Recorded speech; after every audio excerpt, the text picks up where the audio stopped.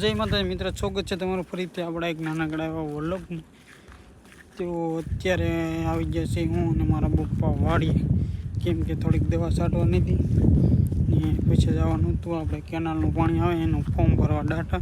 તો મારા પપ્પા કહે છે કે તો પહેલાં 2-3 પંપ દવા છાંટવાની છે, એ પહેલાં છાંટી આવી.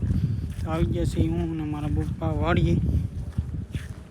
એ ઝારમાં થોડીક દવા છાંટવાની હતી, તો જો મારા પપ્પા દવા છાંટે છે.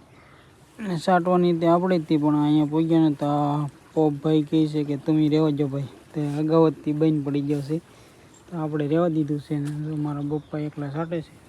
અહીંયા જો પાણીનો ધોરિયો જાય છે, હજી 2-3 પોપ છાંટવાની છે, પછી પાછા જાઉં ઘેરે. અડિયા ને કે મારા પપ્પાને કહું લાવો હું અહીંયાથી પોપ ભરી લો, 2 પોપ લઈને આવ્યા છીએ, તે લાવો હું અહીંયા દવા છટાવવા લગ. મારા પપ્પા કે મને કે તને નહીં આવડે તું રહેવા દે.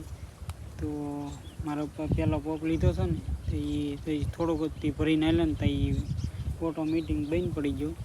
તો બીજો પોપ હતો ને તો એનાથી મારા પપ્પા એકલા દવા છાંટે છે ને આપણે અહીં બાવળે બેઠા છે.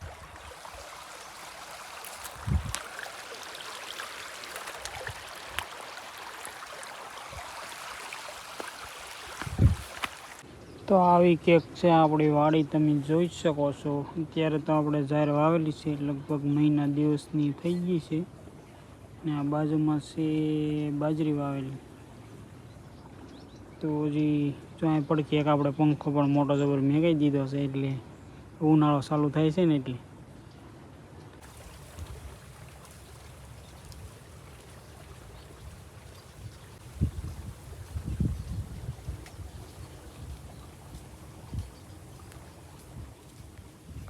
તો વાડીએથી આવી ગયા છીએ ઘેરે ને જો આપણું ઘર કંઈક આવી રીતના છે, તમે જોઈ શકો છો.